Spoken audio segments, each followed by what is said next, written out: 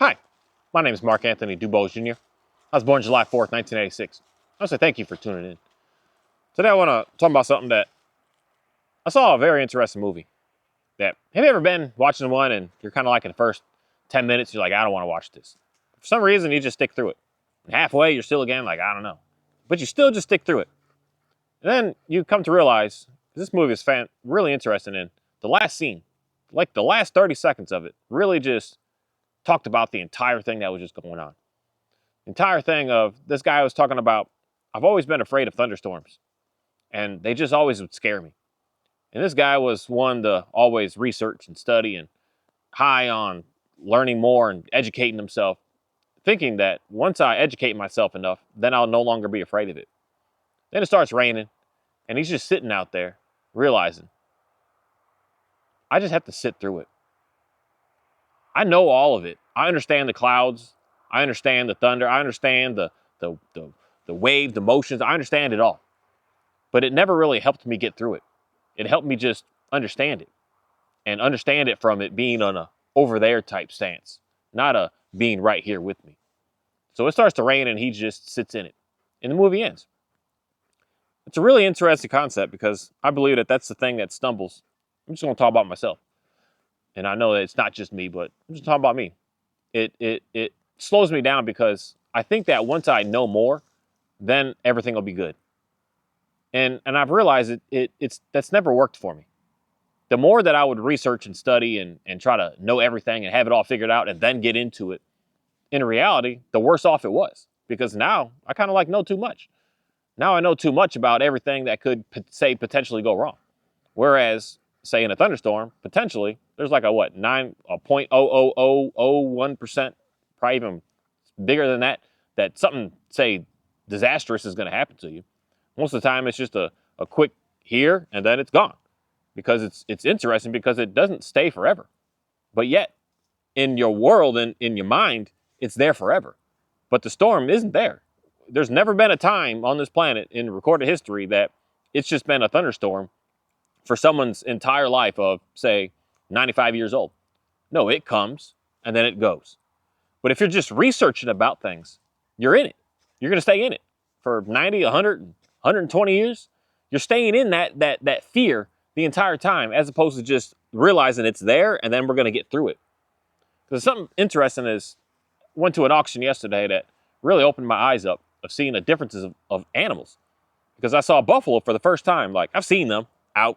I've seen them on videos and pictures, but I've never been close to one. And to see these animals, because they're still like wild animals, they're not really so domesticated. And just seeing how we take these wild animals, we corral them up, we take them to the sale barn, we're putting them around a bunch of people in bleachers standing and looking at them. And you could see in their eye, they're not trying to run away. They're not trying to do anything. They're not trying to fight. They're just standing there, dealing with that fear. And then literally like within 5-10 seconds, you could see that they automatically just like calm down, because they realize that everything that they thought was maybe going to be scared, actually nothing's going on with them. Nothing's hurting them. Nothing's harming them. Nothing's damaging. Nothing's doing anything to them. That they're perfectly fine. There's no reason to be afraid right now. And it's very interesting because it's just the differences of animals, where cows aren't like that. You go to a cow sale, they have to move fast. They have to do what they do because they're terrified in there. They're just on a rant. They're sprinting back and forth. They're circling. They're jumping. They're doing everything that is in reality what most all of us human beings do. When we get into something that scares us, we're in a frantic rampage of something. Of either I got to get out of here or I got to learn about it. I got to do something about it, as opposed to just sitting in it. It's interesting that this guy in this movie, his entire life, he was probably like 30, 40 years old. His entire life, he was scared of something. And until he just sat in it, realized it's going to pass, because it always passes. That fear just doesn't stay, but it does stay when you don't do or act or put anything into trying to get through it. It's going to be there forever. But when you decide to just put yourself through it, you realize how much you've been, what I want to say is lying to yourself about what's actually really going on. And you'll realize that there was nothing that you needed to worry about. And now you've overcame something that, in most cases, is best to start with something smaller and easier, so that you could do more, bigger, and greater things in the future. and you don't like need someone else. You don't need something else. You don't need anything to be able to overcome things. You can do it all on your own because no one can really help you with your fears.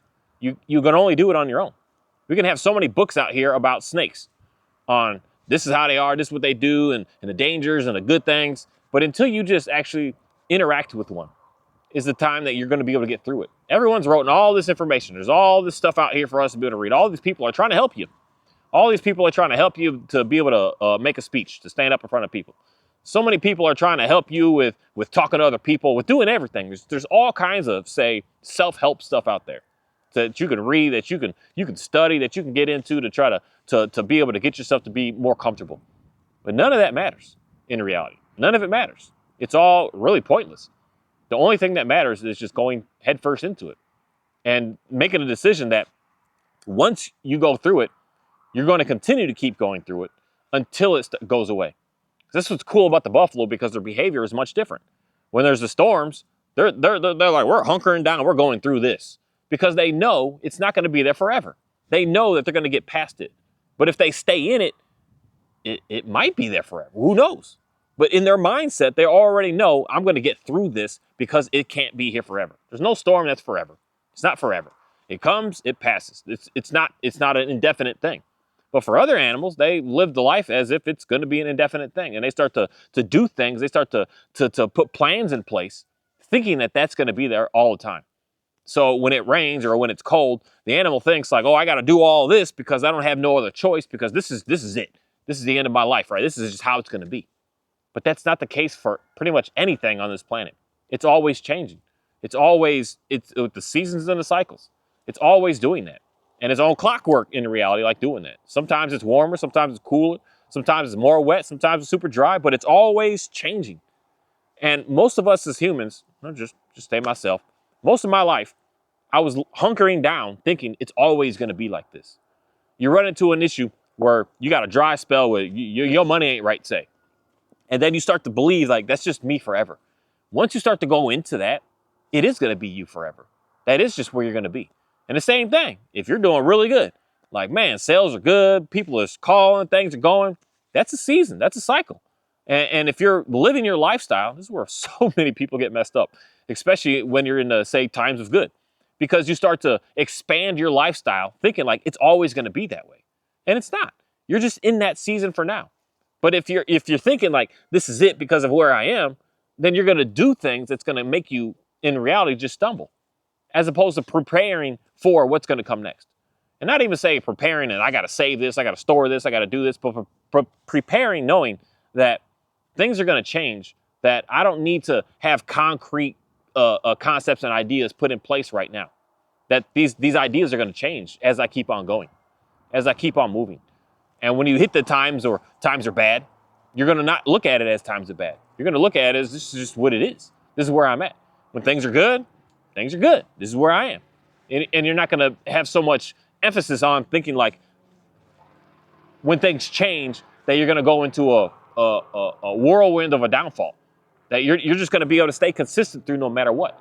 Because when something hard comes, when the rain comes, you know what? It's for now. I'm going to push through this. I'm going to push through this. It sucks right now. It's hard right now. It's hot right now. It's cold. Everything's not going good right now.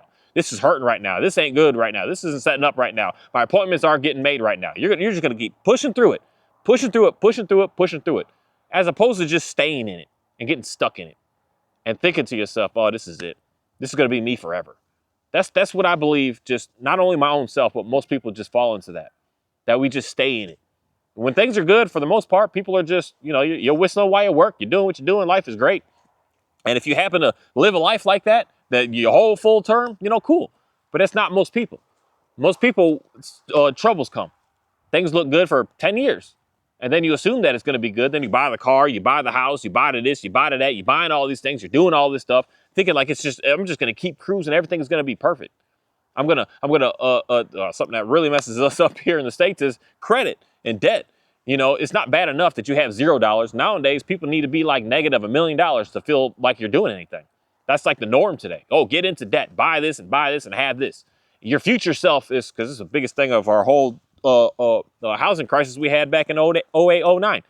Your future self is going to make more money. So you might as well buy this house. You don't need to pay the interest now. You just pay the principal to keep your payment low because, in 5 years, you'll be making more money. That's really not true. That's a projection that may happen, but the future isn't true. The right now is what's true. So if we're living our lives and setting our lives up for where we are now, it's going to be an absolutely beautiful existence that you're going to be able to handle. So when the storm comes, you're going to push through it. When good times are coming, you're going to push through it. You're not going to stay in it. You're just going to keep pushing through and keep on going. Keep on going. Not saying that this is it forever. I need more. Once I research and study more, then I'll finally be able to know how to make it to that next step. No, you got to make it to that next step right now. So with anything that's going on in life right now, with what you see happening, that's what you need to work on. Not what you think things used to be and not what you think things will be. But what's going on now is what we need to work through.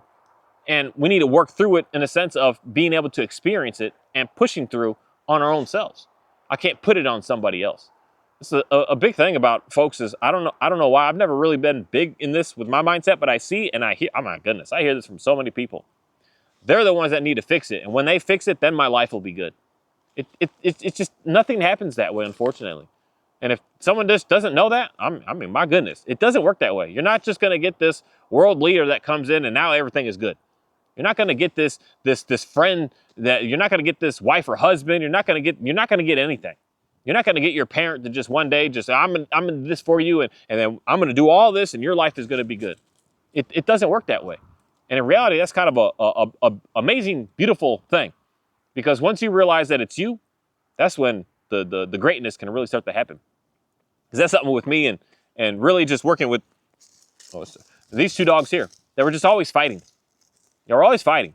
And I kind of, for a little bit there, no, for a lot of it there, for several years there, was like, that dog is starting it. This dog is this dog is that. Once I get this dog good, then these dogs will be good together.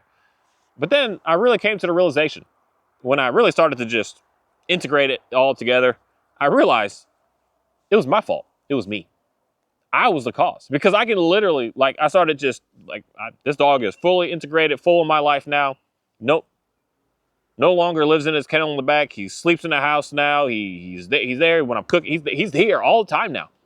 And once I realized that it was me, because the first time that I removed myself, I just left him on the patio thinking the worst in reality. There's about to be I'm about to have to burst out there in an instant. I was on edge. They're going to be fighting. Once I went into the house, because when I'm just sitting out here, that's not so much anymore. But when I would sit out here, there's just tension. And when I remove myself and I'm in the house, I'll look out the window. I got certain windows out here that I can just peek through without them really seeing me. They're just laying down, hanging out. I realize in that moment, I'm the problem. And it may be hard to hear at first that I'm the problem, but that's the best. That's like the world's greatest news in the world, to realize that you're the problem, that you're at fault. It's your issue. It's no one else's issue, because I can work on that. I can't work on other people's. I can't work on this dog's issues or why he's acting the way he's acting. I can't work on my colleague's issue. I can't. I can work on my issues.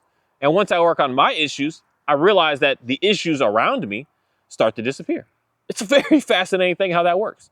Once I saw that the issue was me, and I started to really, really just sit in that in reality, kind of in a way of feeling bad and feeling guilty and feeling sad and feeling depressed and feeling anxious, and allow all that to just disappear, because I realized that it's me, that I had the chance to be able to fix that on just my own ways and my own means. That started to just make all that disappear. So going into the storm, of realizing that I created, I'd say the storm happens, I didn't create the storm, but I created the situation on why I'm here. And I'm going to push through that so that I can be able to get to the other side. And get to the other side is probably some of the hardest work for us as humans.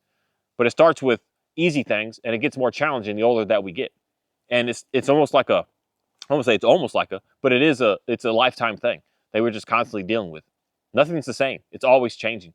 And I believe that that's the beauty of just being able to see nature and see everything, because you can see that in real time happening. You can watch the trees lose all their leaves, and you're like, oh, that's hard. There are hard times now.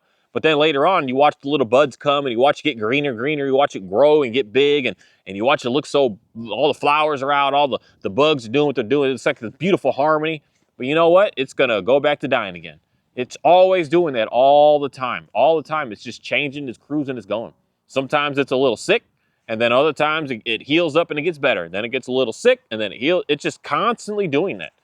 One thing breaks off, and then all of a sudden, you know, it might come back. But most cases, especially with nature, which is really cool about, say, like trees and stuff, one thing breaks off, 2 or 3 or 5 or 6 come back from it. You take one apple from the tree, like 5 come back from it. It doesn't usually just come as a 1-to-1. So it's interesting when you go through the storm, you end up with 5-fold, 10-fold, 100-fold in the end because you went through it. You didn't just stop and say, oh, this is it. This is it. So when the tree drops the apple, it's like, oh, that's it. That's the last apple from that tree. It doesn't work that way. It just keeps going and going and going. It keeps on cruising. And then what's most fascinating about nature is pretty much everything has a chance to be able to exponentially grow again. Because I watched a video on, because I got pretty much all my rats out of here, so I don't have a rat issue anymore. But it's fascinating on how they were talking about a breeding pair. A male and female within a year's time can have 100,000 rats. Which is like, no, because they only have like I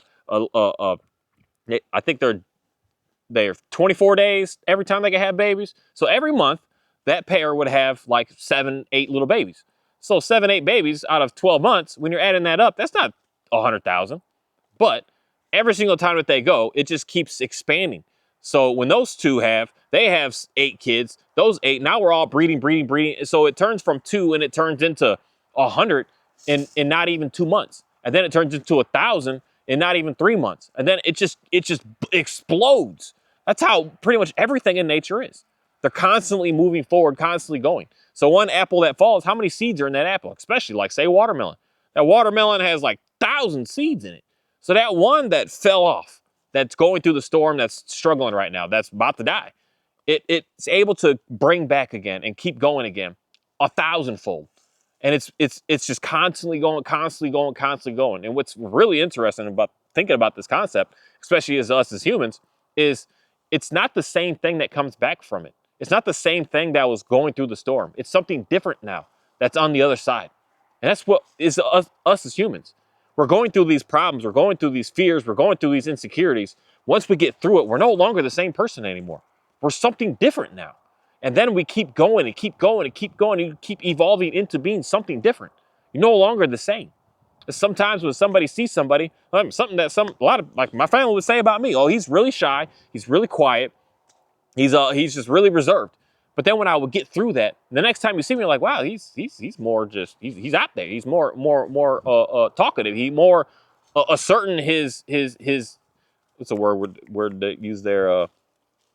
I guess say it like that. He's asserting his speech. He's no longer just shutting up. He's no longer allowing people to just speak and him just kind of stay quiet and walk away. He's standing up for himself. You're not the same person anymore. You're starting to evolve into something, what I want to say is greater, and being able to have more opportunity to be able to expand upon your reach, say, like the watermelon. The watermelon is expanding to be able to be bigger and greater and more. It's not going to the point that it's just going to wither away and be nothing. That's what's so cool about everything in nature, because it's growing to have so much more.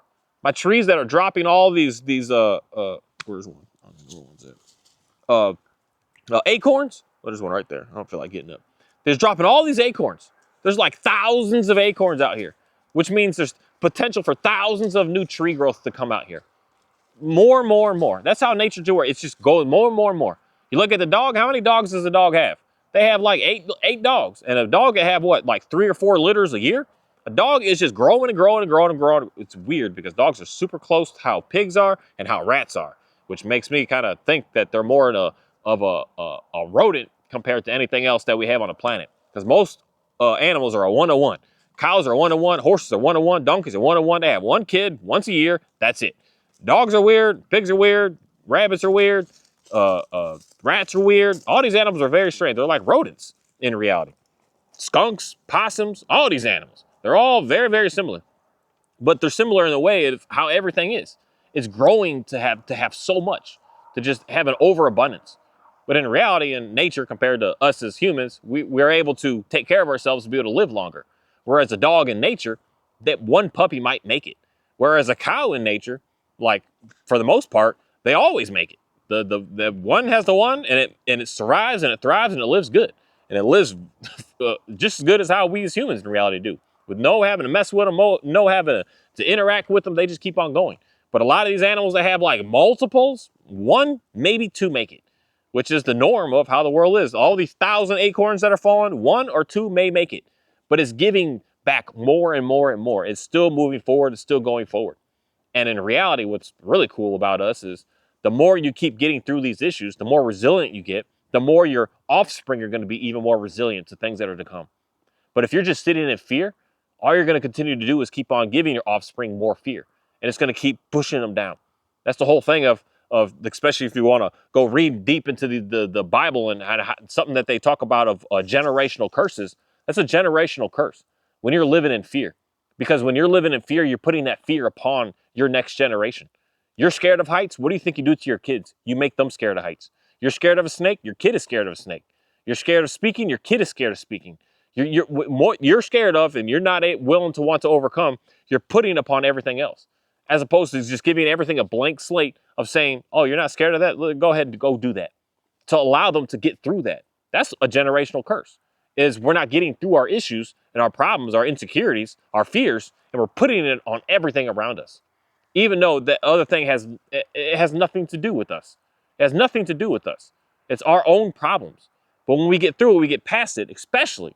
That's what's really interesting about children, and even the dog at the end of the day, is when they see you get through that fear, they look at you like, wow, like that was incredible. You were scared of that. And they saw you and you talked about being afraid and you still went up and you still did it. They're going to look at you like with this sense of confidence is the word of, man, I could do that. I was scared of this and maybe I should try to get through that, to get past that. Maybe I should attempt that. And it gives them more courage to want to do the same thing. And as opposed to just making them say, oh yeah, my daddy didn't do it, so I'm not going to be able to do it. And that's just what kind of goes on. That's why most people, what your parents do and what diseases your parents have, the kids have the same thing. Why? Because they're doing the same exact thing that the parents are doing, not making a decision of saying, you know what, I want to be me. I want to be able to push away from that. I want to be able to experience something my own self. My whole family is all about just sitting on the couch and watching TV. I want to get up. I want to go do this. I want to make something happen, and just do it and do it and do it. But most parents, no, don't do that. Just do like us. Just drink all day and watch TV all day and just do nothing all day. Do like us. And that's the generational curse right there, as opposed to just getting through it. It's really interesting to see the differences of how all the animals are, how everything is out here. I'm really just relating that and seeing that with what we as humans also are. We as humans stumble as opposed to what nature is, because we're always needing, for one, more information, and then I'll be fine. I'll be able to get through it, and or just thinking that's all it's going to be. I'm never going to be able to get to a time that things are going to be better. Things are going to be good. That I'm just living in this, and this is just my life. I'm not going to get anywhere.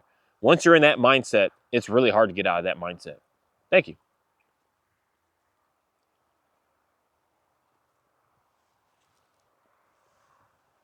Kofi.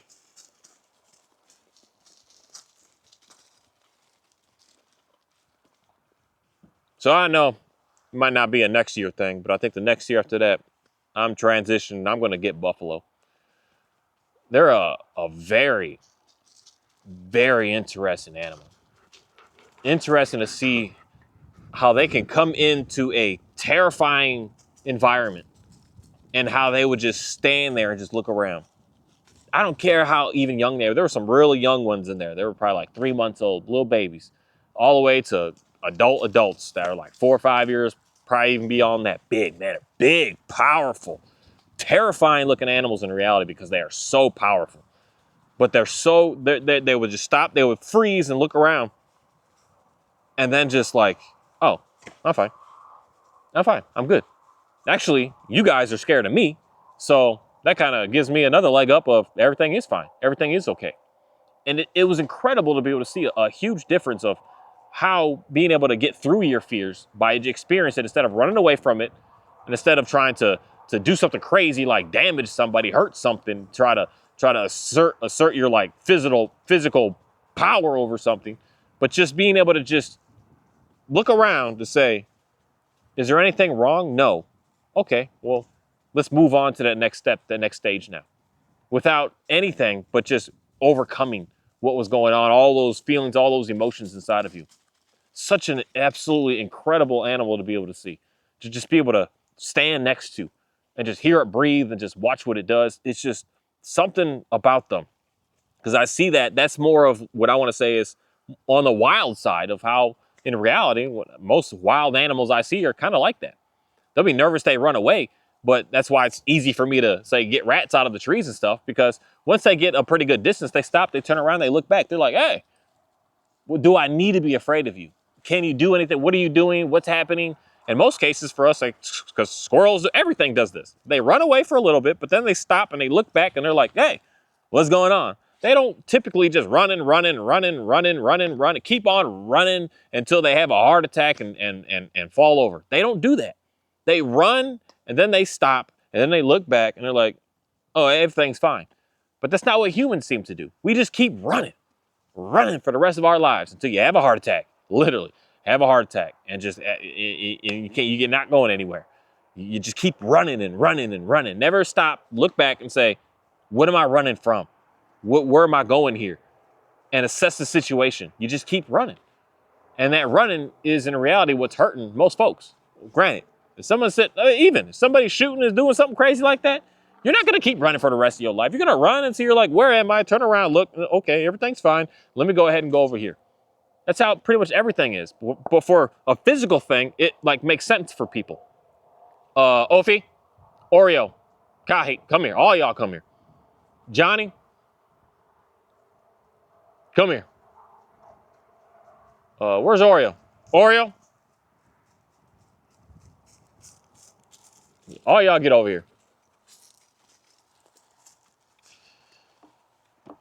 So I put I gotta take my trash up. I keep my trash can way at the front. I put a bag over there. All these dogs is like, there's a bucket of trash right there. I gotta sniff through and pick through.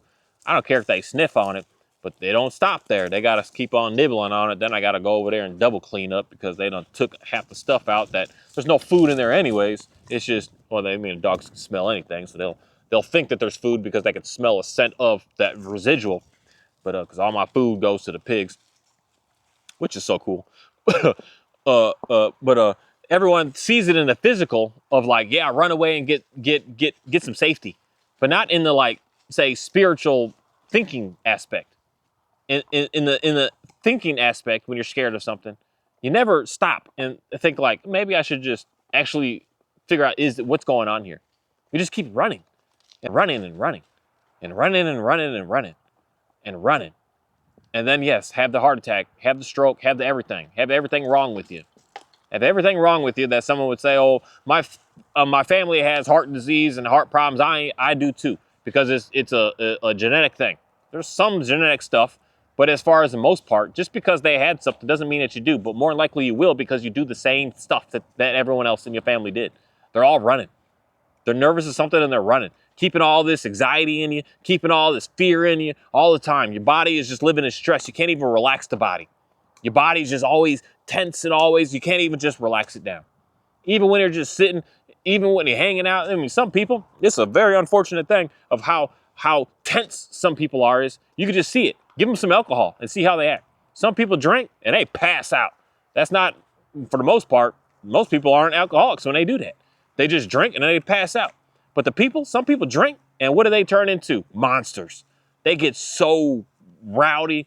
They get so loud. They get so everything just that they shouldn't be by doing something that in reality should relax you. But you're holding in all this stress, and you drink something, you smoke something, you do something, and it makes you have this explosion. My cows won't come on. This explosion, and it forces you to just kind of let it out that you can't be able to do what I want to say is on your own. You should be able to let that stress go. You should be able to let that fear go without needing something, without requiring anything else, but just in reality going through it. And when you're able to go through it and be able to get that stress gone, you're going to realize you don't need anything. You're going to realize that pretty much that next thing that happens, that next stage that comes along in your life is going to be much easier to be able to get through. But in a physical sense, yeah, it's easy to be able to understand. Most people aren't living in a physical danger all day. You're living in a mental danger all day. Your mind is in danger. Your mind is, I don't want to make this phone call because of what this person's going to do or say. And you hold off and you hold off and you hold off and you're holding that stress in your body. You're holding it, keeping it constant. And then all of a sudden that phone call comes in and you just have an explosion, just an absolute explosion because you just didn't go headfirst into it. Headfirst, just going right through it, saying, I gotta make this happen. Let me do it now.